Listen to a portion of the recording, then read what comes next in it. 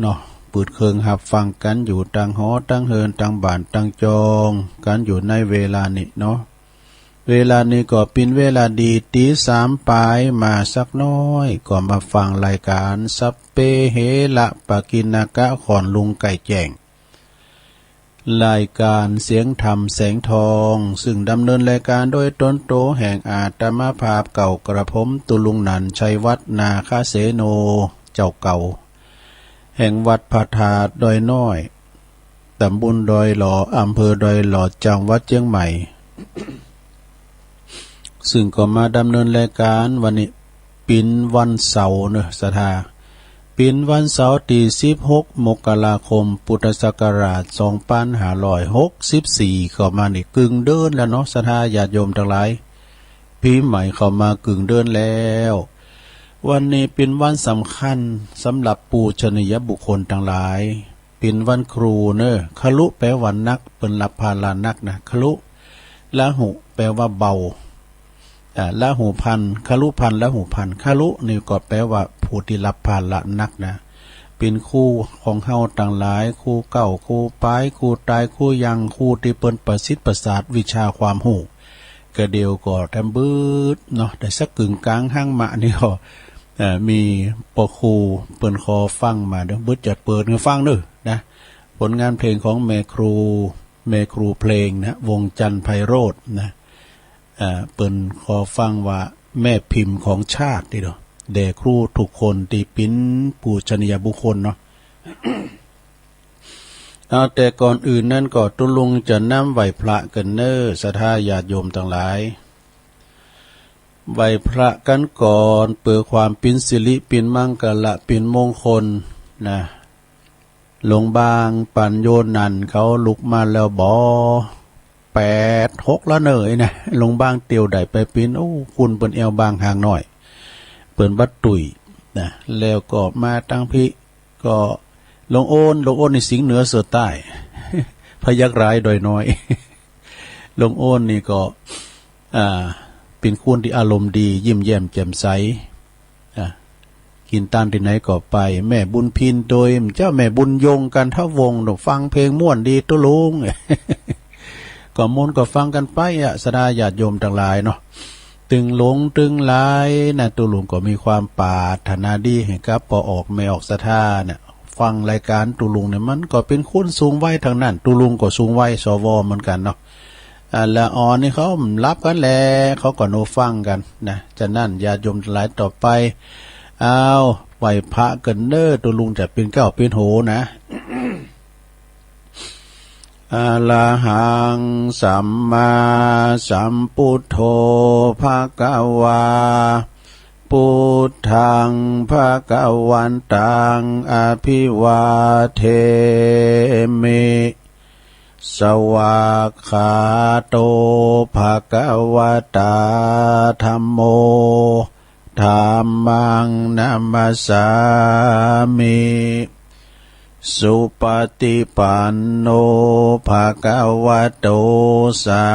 วกสังโฆสังฆังนะมามิ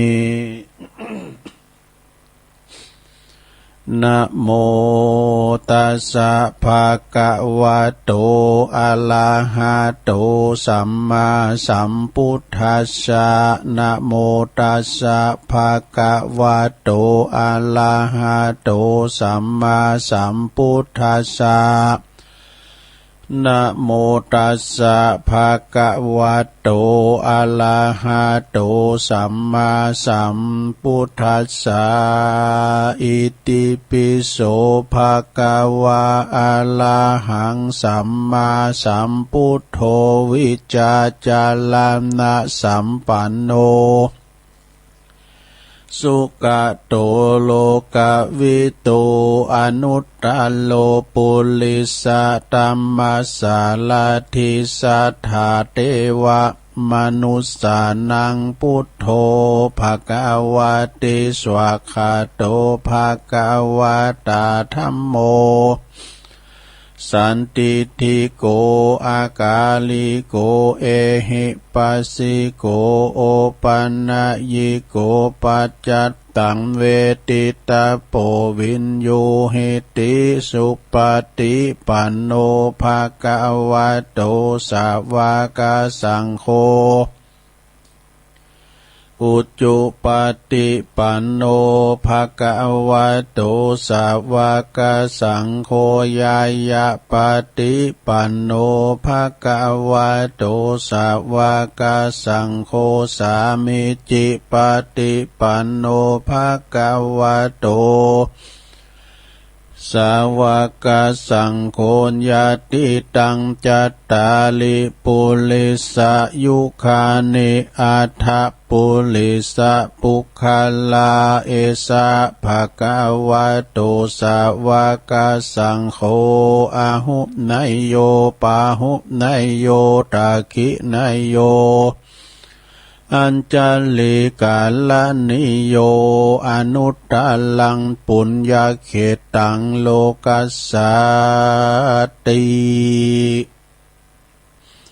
จายันโตโปธิยามูเลสกายานังนันทิวัตโนเอวังตวังวิจัยโยโหหิจัยยสุจัยยมังคะเลอปาลาจิตตาปันลังเกสีเสปัทวิปุคะเลอภิเสเกสัปปะพุทธานังอากาปะโตปโมทาติสุนักกตังสุมังคลังสุปาภาตังสุหุติตังสุขันโนสุโมหุตโตจะสุยิทังพรัมมาจาลิสุปะทาคินังกายกัมมังวาจากัมมังปะทาคินังปะทาคินังมโนกัมมังปณิติเตปะทาคินาปะทาคินานิกาตัวนะลาพันตเถปะทาคิเนสัพพิติโยวิวาจันตุสัพพะโลโกวินาศตุมาเตภวัตวันตลายโยสุขีติกายุโกภวะอภิวาทานาสิริสันนิจจังวุตาปัจจายโนจัตตารโอธรรมาวาทันติอายุวันโนสุขังปะลังเอาแล้วศรัทธาญาติโยมทั้งหลายว่าเต้นตุลุงไขว่าเว้ยไว้ก็แฮสวดมนต์ไปแล้วปิ้นตีเรียบร้อยเนาะศรัทธาญาติโยมทั้งหลายโดยความปรารถนาดีขอคุณพระติตาไหลรัตนะผ่านแผ่วพระแก้วเจ้าทั้ง3ประการเนาะจุงดลบันดาลมาปกป้องคุ้มครองรักษาครูบาอาจารย์พระสงฆ์องค์สมณเณรเจ้าที่อยู่ตามวัดตามว่าขอให้มีสลีที่ขาอายุหมันยืนยาวมีสุขภาพพลานามัยสมบูรณ์แข็งแรงสืบศาสนากันไปปิ้นถอดเนาะปิ้นที่ยึดเหนี่ยวจิตใจของปอออกไม่ออกศรัทธาต่างหลายปิ้นเนิ่นนาบุญเปิ้นได้สักการะปูชากราบไหวพอหลงแม่หลงเขาก็เหมือนกันขอให้อยู่ดีมีสุขเนาะอย่าเจ็บอย่าจน ประทังชีวิตกันไปเกินทรงนี่นะหลวงเอ้ยเนาะอยู่กับหอกับเฮินกับบ้านกับจองวันนี้มันจะมีกิจกรรมตุลุงนะจะไหวพระหับศีลกันเนี่ยกะโอกาสเข้าพระเจ้าก่อนอื่นนั้นก็ขอขอบคุณทางคืนวิทยุต่างๆก่อนขอบคุณทางวิทยุเพื่อการสถานีวิทยุเพื่อการศึกษาพระพุทธศาสนาและวัฒนธรรม FM 104.50 เมกะเฮิรตซ์วัดไฟหินตำบลสุเตปอำเภอเมืองจังหวัดเชียงใหม่โดยเมตตาบารมีธรรมอาจารย์ท่านพระครูสมุวิสุวัตวรกิจโจอาจารย์พระครูเปิ้นก็ได้ลิงก์สัญญาณเอาเสียงนี้ไปสู่ท่านผู้ฟังทั้งหลายที่อยู่ทั้งบ้านทั้งจองขอกราบขอบคุณนะครับและก็วิทยุคณะสงฆ์อำเภอฝางโดยเมตตาบารมีในพระเดชพระคุณหลวงปู่พระครูสุจิตานุรักษ์ เจ้าคณะอำเภอฝาง FM 100.25 เมกะเฮิรตซ์เนอตั้งอยู่ณที่วัดพระบาทอุดมนำบ่อสาวาสำนักวิปัสสนานะตุปีจำเริญโชติธรรมโมเจ้าอาวาสวัดสันโค้งอำเภอแม่อายนะตุปีรีโมทลิงสัญญาณไปปิ้นตีเรียบร้อยนำเอาเสียงตุยองไปหือกับปีน้องถึง3อำเภอนะบ่ว่าจะปีนแม่อายชัยปราการแล้วก็อำเภอฝางแล้วก็ขอบคุณทางแดนดินถิ่นล้านนาแดนดินถิ่นล้านนา103.50ซึ่งก็ตั้งอยู่ที่บ้านโฮงโงตำบลนำบ่อโลงอำเภอสันป่าตองนะฮะโดยคุณรุจิสมบัติเงาคำปีอ้ายใต้โฮเฮาเปิ้นก็ลิงก์สัญญาณไปปิ้นตีเรียบร้อยมนต์เสียงธรรมจากอำเภอแม่แจ่มเด้อ 106.25 เมกะเฮิรตซ์โดยเมตตาบารมีธรรมหลวงพ่อท่านพระครูมงคลวิสิทธิ์นะหลวงพ่อใหญ่เฮาเจ้าคณะอำเภอแม่แจ่มเจ้าอาวาสวัดบุพารามตำบลช่างเครื่องอำเภอแม่แจ่มขอบคุณตุปีปลัดนะอุทัยถึง2อุทัยตุยนะครับเด้อเปิ้นปินพระเจ้าหน้าที่ครับขอบคุณมาณโอกาสที่นี้ตุยเจริญพรขอบคุณครับคลื่น 101.75 เมกะเฮิรตซ์นะน่านฟ้าเรดิโอโดยคุณลุงนิรันดร์ปันดอนตองนี่ปีอ้ายใต้โหเฮาท่านหัวหน้าเปิ้นก็ลิงก์สัญญาณไปนะในเวลาไก่ตี 4นะเปิ้นก็จะไปถึงปุ่น7 โมงพุ่นนะเนี่ยพี่น้องตั้งในเมืองได้เปรียบหน่อยนึงถ้าว่าตั้งนึงบ่ดังก็ฟังตั้งนึงไหลหาเดี๋ยวมันถึงมี เนาะคืนดังๆทั้งนั้นน่ะนี่นะตั้งในเมืองเนี่ยอย่างแม่ปานี่เขาว่านี่กะตั้งเมืองฝางนี่ถ้ามันดังนี่ไล่หาในก็ได้อะ พอมีคืนเดียว1เดียวสถานีนี้เนาะขอบคุณทางประดมเลยนะบ้านทุ่งเรดิโอสันป่าตองอันนี้เปิดจะหับสัญญาณตี 5 ถึง 7 โมงนะสดา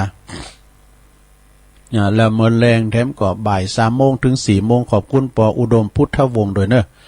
บ้านทุ่งเรดิโอ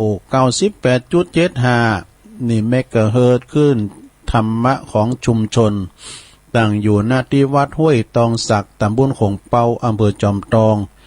โดยท่านพระครูวาปีวรมานิตเจ้าอาวาสและก็ท่านชวลิตชัยวังโสนะพระเจ้าหน้าที่ถ้าเฮาจะไปตังดอยอินทนนท์แต่ไปนำตกแม่กลางนะโยมนะเข้าไปปักตั้งสักน้อยนะสัก3 กิโลเนี่ยแล้วพอวัดเสามันจะอยู่ซ้ายมือนะสถานีนะวัดห้วยตองศักวัดใหญ่นะวัดใหญ่นะแล้วก็ 90.75 เมกะเฮิรตซ์วิทยุชุมชนคนเหนือเขื่อนอำเภอหอดครอบคลุมไปทางอำเภอดอยเต่าด้วยขอบคุณกูสถานีเตอร์เนอร์เจ้าหน้าที่ที่เปิ้นได้ลิงก์สัญญาณไปฟังกันไปสนาญาติโยมทั้งหลายวันนี้ก็ดังที่ว่าไปนะปินวันที่ว่าเราจะได้มีกิจกรรมอะไรตุลุงกิจกรรมก็จะมี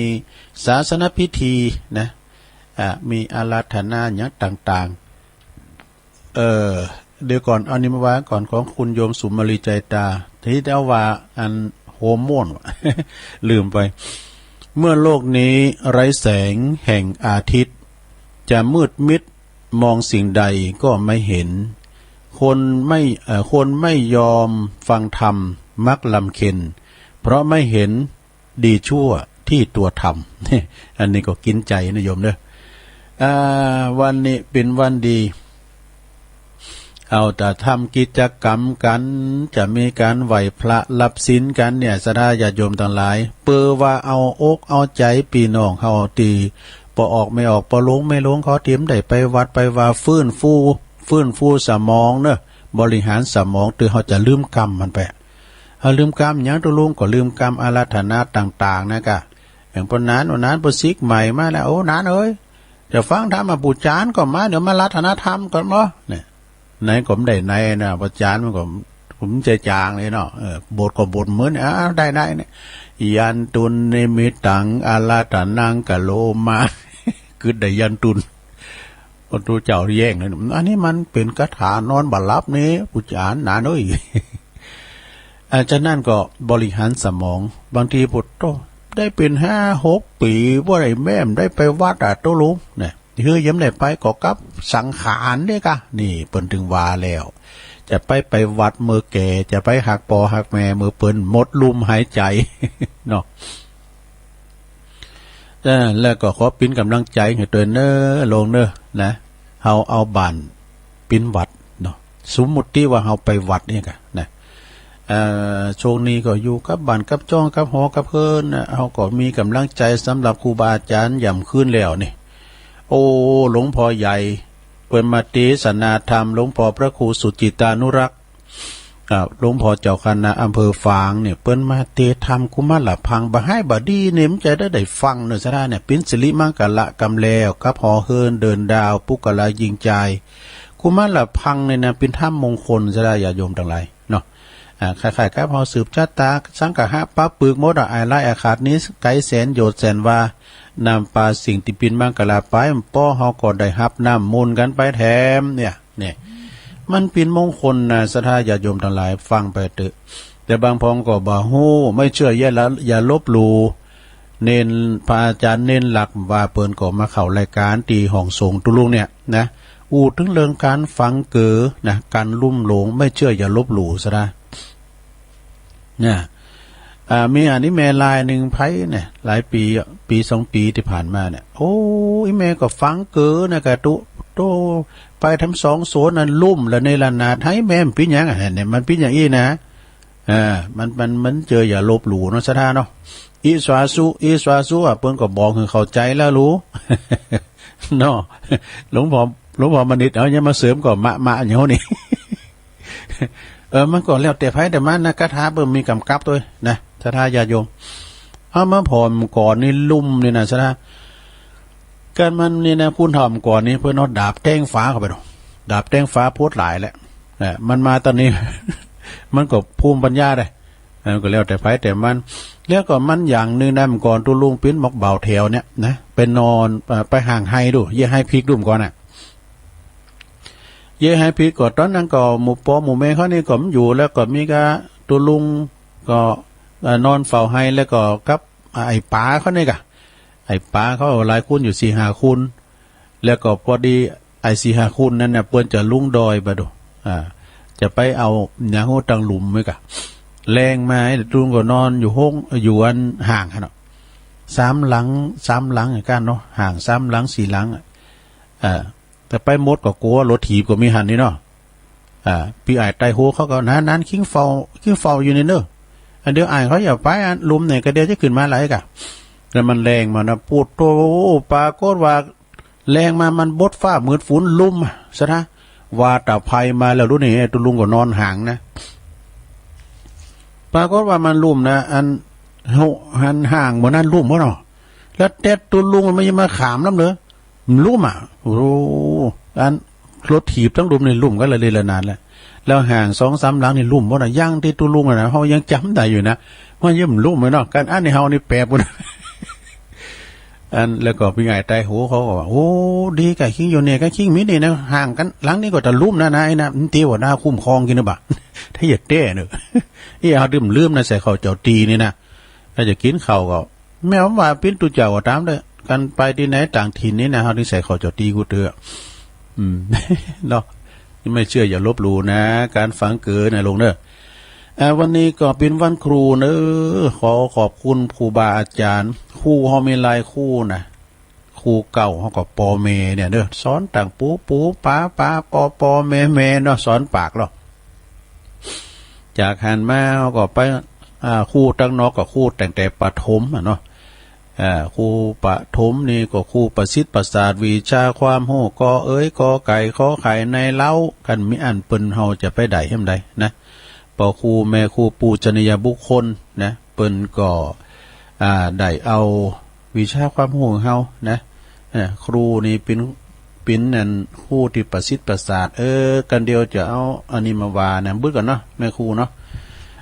ก็แม่ครูเปิ้นเอาหนังสือส่งมาได้รับแล้วนะแม่ครูอุ้ยนง แม่ครูนี่เปิ้นก็เอาหนังสือมาให้ตัวลุงนะอุ้ยนงแม่ครูจำนงรักนะนี่เปิ้นอยู่ตั้งเชียงใหม่พุ่น เปิ้นเอากรอนมาให้ตัวลุงบึดกันเน้อแต่รายการจะได้อ่านก้อนเมคูตัวเนาะแล้วขอบคุณครูทั้งหลายนะอาจารย์ชัยทองคันก็ดีไปก็สูงภูมิปัญญานิทานพองก้าเนี่ยนะเป็นโตจุยโลเนาะอื่นไปทั้งหลายหลายครูกาโทษเพราะว่าจะเป็นแม่ครูตังเมืองจีโลงบุญนะแม่ครูลาวันปครูทวีเขาเนี่ยคุยคำแม่ครูเพลินพิษทิพฤกษ์ครับมุนตังบันเป็นบุญนะเมื่อว่าจะเป็นตังงานปครูโอนด้วยเด้อปครูโอนมาเป็นก่อนโทรมาให้ตุลุงเนาะหลายกะท่านพอเขาก็ดีวรศักดิ์หมื่นวงคำเขานี่ว่าจะเป็นอาจารย์อันเนี่ยสุรพลพอสุรพลโพธาเจริญเคยลมงานกันนะหลายครูปอครูแม่ครูเขาเนาะหลายครูปอครูแม่ครูก็ฟังกันนะเป็นวันครูนะวันเนี้ยเป็นวันครูตลอดถึงครูบาอาจารย์พระสงฆ์องค์สังฆเจ้าท่านพระมหาเถระเมตตาบารมีธรรมหลวงพ่อพระครูพุทธิธรรมมารักนี่อันนี้เป็นหลวงพ่อเจ้าคณะตำบลแม่โป่งปุณะตำบลแม่โป่งปุณะวัดป่าไผ่บ่อทองเขาปุณกาหลวงตามูลปุณแถมเนี่ยก็ฟังนะน้องเจริญพระครูสันติเจติยากรปูนเปิ้นอยู่วัดเกตการามพระครูโชติสุวรรณสอนก็เนี่ยว่าเป็นพระครูบาดีกาประเสริฐประสันโนเขาตุลุงกโจด้วยนี่หลายท่านที่เปิ้นฟังกันว่าไปก็โอ้ผมย่ำตักของผมสัมพองสักกรรมไม่นะมันหลายเหมือนกันนะเนาะสถานเนาะ ก็ฟังกันไปสราญาติโยมทั้งหลายครูเก่าครูไปครูตายครูยังครูประสิทธิ์ประสาทวิชาความรู้อยู่กันไปเนาะขอเป็นกำลังใจให้พ่อครูแม่ครูขอด้วยเอาล่ะสราญาติโยม ตอนนี้ไปดูไปออกมาครึ่งชั่วโมงแล้วนะครึ่งชั่วโมงแล้วตัวลุงก็จะเอาอันโยงเข่ากายนะสูมาเข่าพิฆาหารโยงเข่าบาทโยงเข่าพระเจ้าแล้วก็ไหวพระหับศีลกันนี่กันเนาะวันนี้มากันหลายเนี่ยปู่จานก็มาปู่ลามก็มาวันนี้ท่านพอก็มานี่ อบตก็มาต่อไปเนยสถานสมมุติว่าเดี๋ยวนี้เราอยู่ในวัดนี่นะฟื้นฟูสมองเนอะลงเนอะเราก็จะว่ากรรมต่างๆด้วยนะอีปอยเมเขาปลงไม่ลงคอมได้ไปวัดแต่หึงมือเนาะนะก็วันเสาร์นี่เขาก็มาปลุกกันในกรรมนี่กะต่อไปเขาก็สุมาเขาพิฆาหารเนอสุมาเขาพิฆาหารอันนี้ก่อนกะลืมไปสุมาเกี่ยวเจ้าทั้งสามก่อนเมื่อกี้ลืมมันก็นาตุลุง เดี๋ยวก็ว่าสลัมเนี่ยเนาะลองว่าพอกันเด้อว่าพร้อมกันให้ลงเด้อนะมาเมพุทธังกุณาสกลันตังนะมาเมธัมมังมุนิลาจเตสิตังนะมามิสังฆัง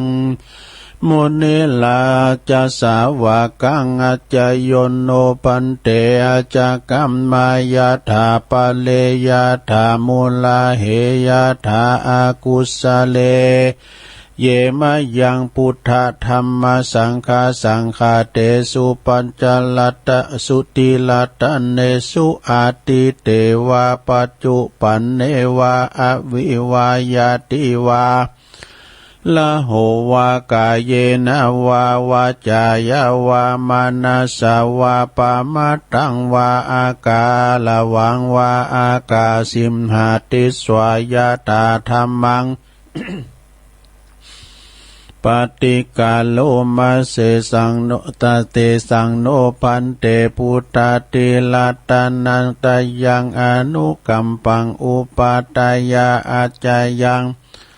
อาจายาโตปาติกันหาตุกามันตุสัพพังตุสังอายาติงสังวาลิสามาปุณเนวังกาลิสามาสันจิจโตสังอาสันจิจโตสังสัพพังโตสังขมันตุโน วันสัลลัมเป็นกล้ามมีกล้ามนาโลนะ ก็ว่าโดยกันเป็นในลงเนอ ต่อไปสุมาเข้าพิกหารเนอนะมาเมตุปะบุภาลาจาตาเนโอตันนาภิกหาลาตาเนสหปาลิวาลาตาเน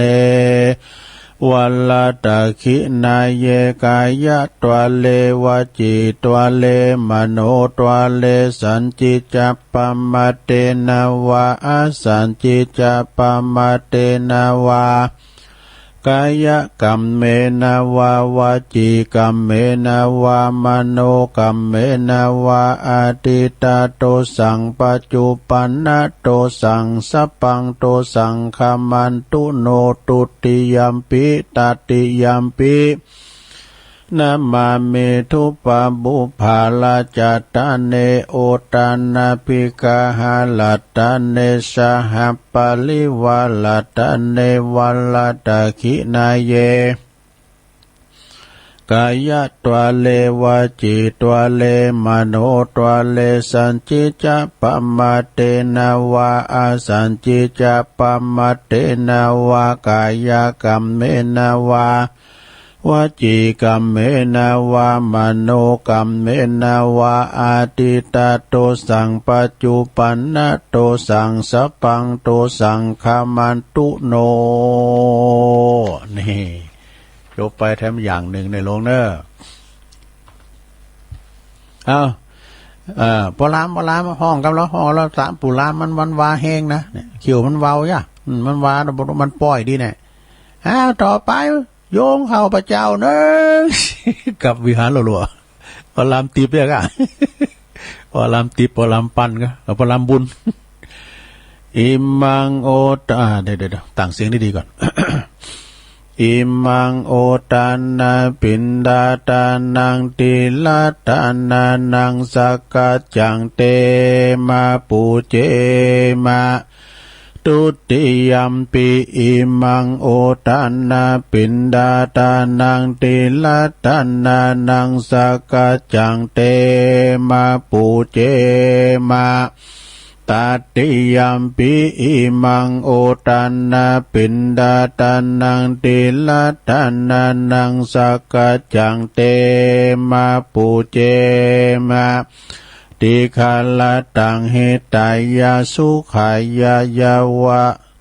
นิปานายาสังวาตันตุโนนี่เปิ้นจะโยงเข้าบาทเนี่ยเปิ้นจะไขกระติกเกี่ยวกับไขเข้ากล่องตามพอที่ปอจานนี่นะไขแล้วเปิ้นจะเยิงใส่หน้าผากเยิงใส่หน้าผากแล้วเปิ้นจะว่ากรรมต่อไปก็โยงเข้าบาทนึงปอลามอื่นล่ะสาธุโอกาสะโอตานาปินดาตานังติโหพระใจจะได้เอาไหมตั้งก็ไหมสาธุโอกาสะโอตันนาปินติปาตังตานังนิปานาปัจจโยโหตุโนนิจังโอตันนาปินติปาตังตานังนิปานาปัจจโยโหตุโนนิจังโอตันนาปินติปาตังตานังนิปานาปัจจโยโหตุโนนิจังเอาแล้วศรัทธาญาติโยมทั้งหลายการถามว่าหมออีนะจำเตอปัญญมีต่อให้นะแต่ละเฉพาะถิ่นนะจังไปหันดังได้ยินดังปีนั้นเวทปุ่นนะเปิ้นก็มีกรรมจะเดียนะปีนั้นเวทกรปปุ่นนะอัมพวันต่อไปก็ไปย้ายแถวนึงออกไปก้อยๆแคบมันต้องสูบเอาไว้นี่เอามันดื่มหายเนาะออกกันไปจากวิหารศาลาโลนไปตั้งแถวที่ปุ่นเนอนาโฮงหลงปุ่นเนอเทวบุตรอยู่แถวหน้าเทวดาอยู่แถวหลังโยงเข้าแสบาทเนอเอาสามุไรเข้าสารกะละมังทางเต้เนอมันโกละโหนกันผ่องตอนนี่นะเหมือนผึ่งแตกห้างสาราลองสังเกตหรอการที่เปิ้นมาใส่บาทนะอย่างผึ่งแตกห้างแล้วบุตรมานูนว่าไว้สาลุงก้าแก้วก้ามยามากลงกงกังปินดีหมนได้อันออกมากันน่ะจะไปต่างแถวโด จะไปตั้งแถวแล้วได้ใส่บาตรอีกอะการมันนักลำไปก็ใส่เอา2 แถวดื้อขยมเกมกะละมังกระสอบโยงเข่าไว้ก็นึ่งข้าวของข้าพระเจ้าข้าวดังดอกบัวยกขึ้นเหนือหัวถวายแด่พระสงฆ์จิตใจจำนงตรงต่อพระนิพพานขอให้ถึงเมืองแก้วขอให้แคล้วบ่วงมารขอให้ท่านพระศาสนาพระศรีอานในอนาคตการโน้นเทินนี่ อันนี้เป็นก้ามโยงเข้าบาทเนาะ อะไรเนอะไผซุปแคบก็ถอดเกือเพไผซุปกุ๊บก็ถอดหมกอดหนาวเอากำเดียว จะไปดักจะไปอู่กันเงียบเนอะเงียบนี่เงียบนะครับพอครูโอนไปจะไว้เนาะเงียบนะครับดักกันเนอะกอยยองเยาะกอยยองใส่เนอะจะไปเอามือไปเลนถูกบาทครูบาอาจารย์เนอะสุโขโหมะไปใจเนอะโอ้เข้ารุ่นบาทขยมนี่นี่ ดืดกันนี่ปะโกบะเนี่ยพี่ตั้งครูบาเนี่ยโอ้ตุพระก็มีหน่อยเดียวเนาะเจ้าคุณบานมันหลายเดียวสัก3-4 ก้าวก็ติ้มบาทอันนี้ โอ้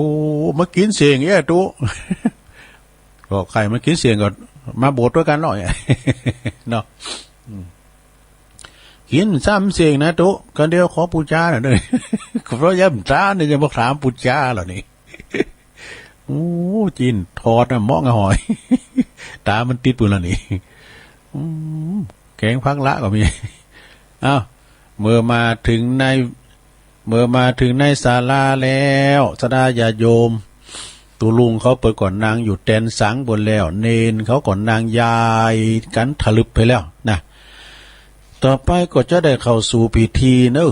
ก่อนที่จะได้ไหวพระรับศีลนี่เฮาก็จะได้จิถูกจีเตียนเปิดปิ่นการปูจาพระเกี่ยวเจ้าทั้ง3เนาะจะได้ปูจาพระเกี่ยวเจ้าทั้ง3สดาญาโยมทั้งหลายโอ้วันนี้ได้รับเกียรติจากท่านผอ.เนาะท่านผู้อำนวยการห้องเฮนเฮาวันนี้เป็นวันครูโดยเปิ้นได้คือเกียรติมาทำบุญตอนเจ้านี่เจริญปอนเจิญท่านผอ.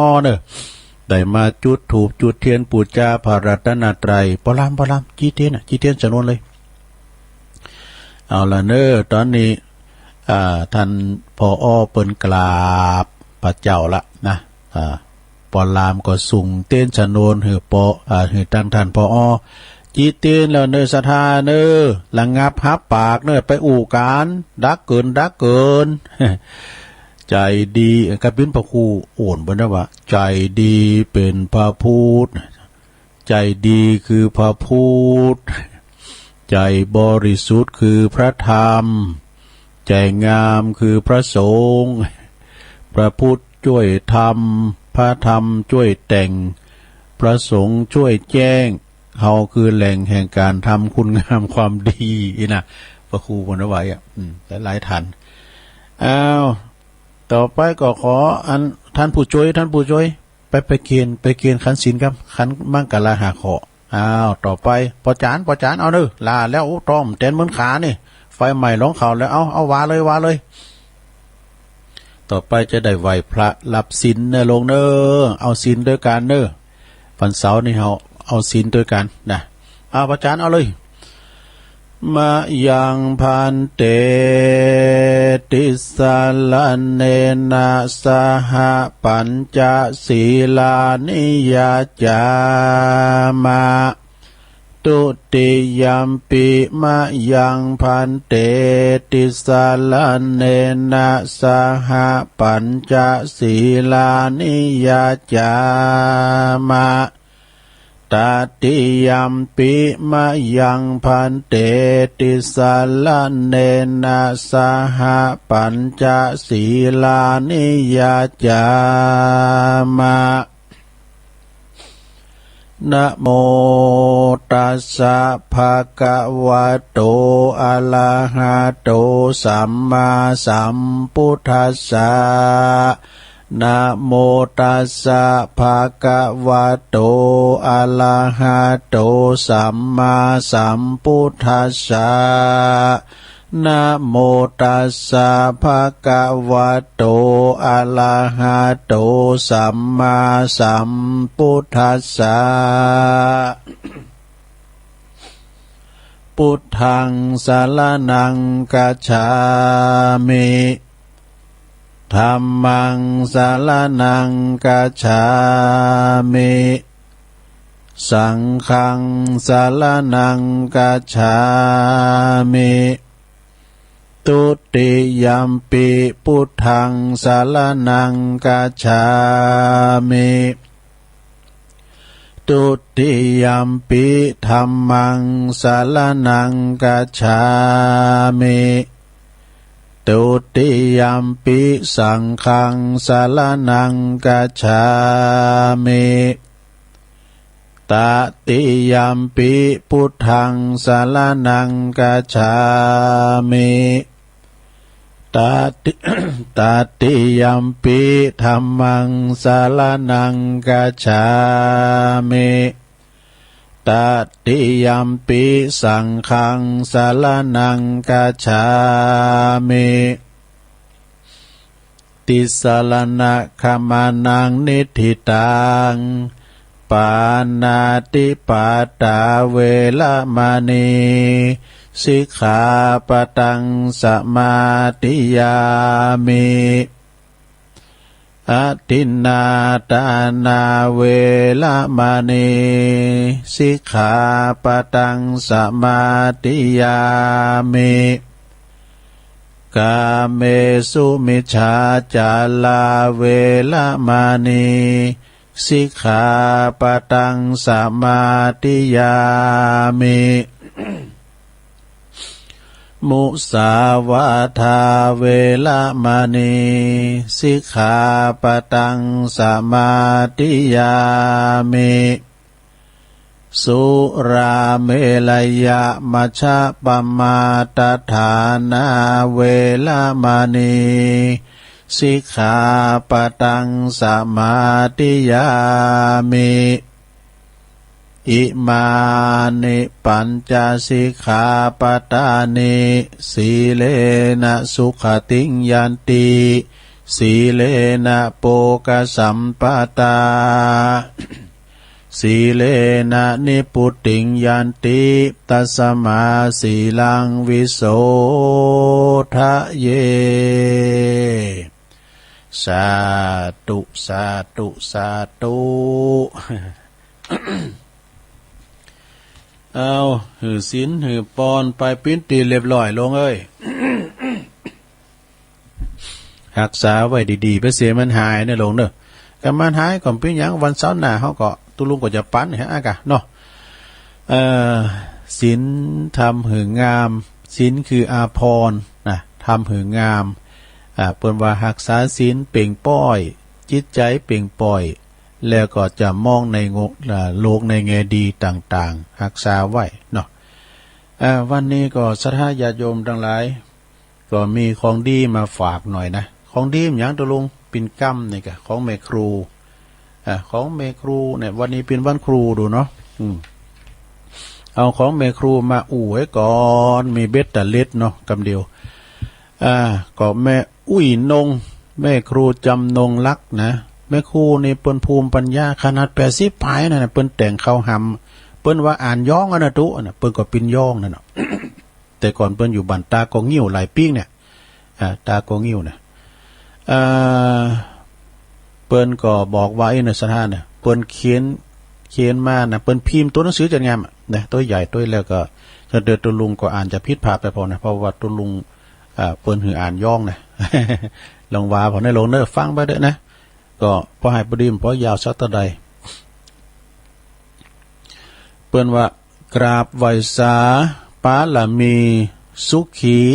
ปีใหม่ตุลุงยองเนี่ยปีฉลูโง่ทองผ่องใส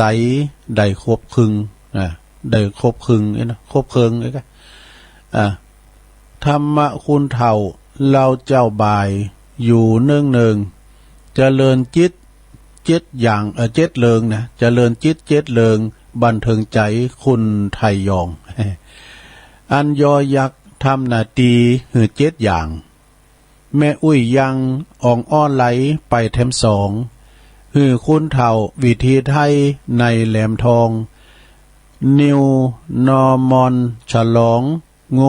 ฉลูโง่ทองกล่องฟ้าไทยอุ้ยแม่หือกำลังใจในรายการได้สืบสารงานบุญศาสนาแม่มีภัยโควิดหายโตมาจุงหานกล้าสู่กันไปไทยล้านนาหนึ่งยอยิ้มแย้มนะหนึ่งหือยิ้มแย้มแจ่มใสเริ่มเจ้าหือคุณเท่าคุณบอกเก่าทรงคุณคาหือลูกหลานกราบไหวแต่ได้มาสมคุณคาตีคงอยู่ปูชนียบุคคลสองหือยืนยัดผูกมัดใจในกุศลบันดาลดลกุศลส่งในขอศีลมีสมาธิปัญญาปินอาจินจะบาสูญสิ้นคุณความดีตีมีมาสามหือยืนยันต่อสู่กูเลืองลาวจะไปห่าวฮักหานหานฮักมักจักหมองสีถ้ามุ่งมันอันตรายมากมายมีเอาความดีตีคงอยู่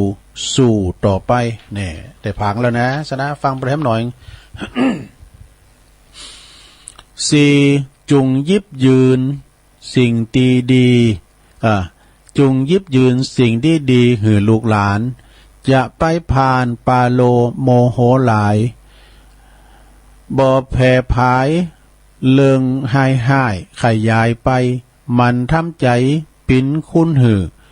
สิ่งความดีซื้อความดีนะถ้ายินยอมทำความดีบ่มีพิษถ้าทำจิตผ่องใสไผบ่เหมินอันความสุขอยู่ติดใจได้เพลินเมื่อชีวิตต้องดำเนินสู่ต่อไปหกหือยกยองสั่งเสริมคุณทำดีเขาจะมีกำลังใจได้ฮึกเหิมเพราะปิดทองหลังพระมาแต่เดิมหือเขาเริ่มต่อไปคงได้ดีเจ็ดจุงยื้อยุดเนาะ เจ็ดจุงยื้อยุดห้ามใจในกิเลสอันปิ้นเหตุปาใจหือเศร้าหมองความอยากได้อยากมีหือเฮาปอที่เฮาปองบ่เกี่ยวของละเลิกลดจะหมดไปแปดจุงยื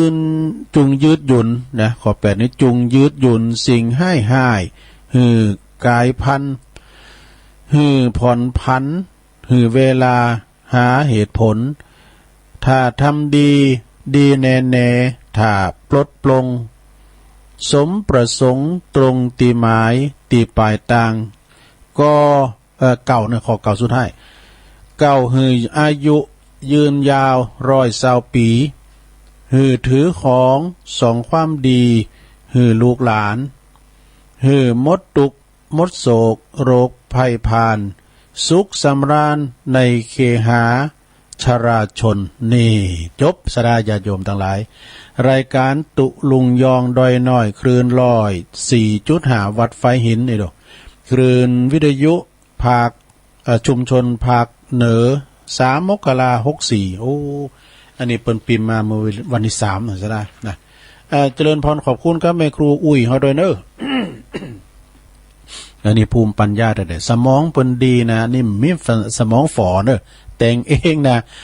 แม่ครูจำนงลักแหละอุ้ยนงนะ อันนี้มันก่อนนี่เปิ้นเดิมบ้านเก่าของเปิ้นนี่อยู่ตากองงิ้วซะนะตากองงิ้วก่อนนี่กะไปทางสลีจุ้มเนี่ยเนาะอันตีตากองงิ้ววัดของอาจารย์ท่านพระครูปริยัติกิจพิพัฒน์นะถ้าต้นงิ้วอีกก็ได้ วันนี้เป็นวันครูก็เลยเอามาเสนอเนี่ยและเปิ้นยังมีนะ บริหารรักษาโรคบริหารกายรักษาโรคโอ้อันนี้ก็ปิ้นอย่างไว้เนออันนี้โอ้ตัวหนังสือก็ใหญ่เตี้ยอันนี้ก็ค่อยมาว่ากันเนี่ยบริหารร่างกายยกหนอแย่กันเนาะ เจริญพรขอบคุณแม่ครูเนอะกำเดียวตำบึดวันนี้วันครูนะฮะรอพักคืนตุลุงก่อตามตีปอครูเปิ่นขอมาเนาะโอ้วันนี้วันครูตุลุงเอาอันเพลงงานครูใส่ก้ามเนี่ยกันเดียวก่อนเอาตังวัดตังวามก้ามเนาะเก่าวัดที่แม่จันเพ็ญแม่เพ็ญเขาเตี้ยจังหวานะ เวลาตุลุงมีหลายอยู่ก็เดี๋ยวมีรายจือ2ลายเนาะโอ้ขอบคุณพี่น้องทางดอยสะเก็ดนะดอยสะเก็ดเปิดมาทำบุญเล่งเพลแต่ว่านี่ มา2 ทันบ่ได้ พี่น้องทางป่าค่าเดียวกันเนอะเชิญร่วมทำบุญ9 วัดเพื่อความเป็นสิริมงคลเนี่ย1เนี่ยวัดความคิดเนี่ยวัดความคิดคือว่าใจเฮาคิดร้ายหรือดีเนี่ยวัดความคิดสมองเขาคิดไปอย่างได้เด็ดสมองเขาฝ่อก็สมองเขาดีก็คิดดีคิดดีพูดดีทำดีมันถึงดีไปตลอดปีนะจะไม่คิดให้ทำให้นั่นให้ไปตลอดปีนะ2วัดความดีเจ้าความคิดดีนะอันนี้วัดความดีทำกรรมเฮาเคยทำดีหรือไม่เนี่ยพอเราเฮาคิดว่าเฮาเคยทำดีถึงปีใหม่เนี่ยนะสดาเหมือนกับเฮาอยู่ที่เส้นชัยเลี้ยวพอตั้งหลังแล้วโอ้เฮาดีมาตลอดด้วยเฮาเที่ยวตังถูกตังแล้วเฮามาตอนนี้นะเที่ยวตังลาดยำต้อยดุมจะออกตังนี่ออกสินตังนะวันปิ้นโขปิ้นน้ำนี่นะเนาะโอ้ดีแล้วนี่นะวัดความดี3วัดความดันโอ้ความดันนี่ก็นักแกเนอะสดาเนอะของตัวลุงใน130เป็นปกติว่าหมอว่านะอสมว่านะว่าปกติแล้วเนี่ยท่านสามารถท่านสามารถในเป็นประธานท่านประธานนี่เคารพ เพิ่นจะมาวัดเนาะวัดว่าความดันก็หลวงเขาก็เคยวัดอยู่ก็วัดความดันเพิ่นจะเอาซุปแขนนี่แหละเพิ่นกดหานะปุดปุ้งคือดึกปุ้งนะปุดแขนอย่างนะปุดอะไรมันนี่นะคือเดี๋ยวมันปล่อยแล้วผ่อนมันปกติดีนะความดันต่อไปวัดที่4วัดที่3เหมือนเนาะมันจะวัดที่3วัดความดันนะต่ำหรือสูงแล้ววัดที่4นี่ก็วัดความจำนี่มันถึงว่าไผตัวลุงนะมันขี้ลืมนะ ความจำเราดีหรือไม่ มันถึงว่าไผสดากับมันเท่าแก่เลมอนมันถึงลืมจำเตือนนะเขาจับมาอ่อนนั่นแต่นะหลงมาถึงตีลืมแม่ต้องตั้งรักให้ใหม่ เดี๋ยวไปอยู่จุดเดิมนะก่อนเนี่ยมันคืดอย่างก่อนก็เดียวก็ได้อันนี้ คืออันนี้มันนี่นะมันขี้ลืมนะมันขี้ลืมจะได้เนอะวัดความจำนะแล้วก็ข้อที่5วัดหัวใจเนี่ยหัวใจเฮาติ่นนี่นะมันหน้าที่นะมาขี้กั้มหัวหน้าเฮาก็หู้นะวัดหัวใจ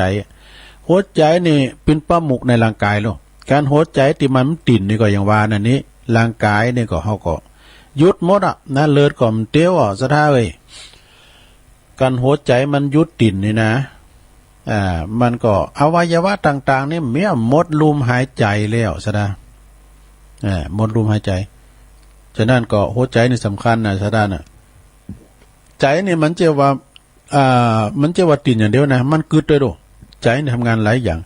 การใจให้ก็อยู่ที่ใจการใจดีอยู่ที่ใจการใจกึดใจปินนายกายปินเบาซะนะใจปินเบาสาวนี่นะใจปินนายกันใจกึดไปละไปปุ๊นะก็เดี๋ยวใจกึดละเดี๋ยวร่างกายเตี้ยวไปละนะกายเขาเตี้ยวไปตั้งยังจะกึดให้คือดีอยู่ที่ใจเนอะลงเนอะสถานเนอะ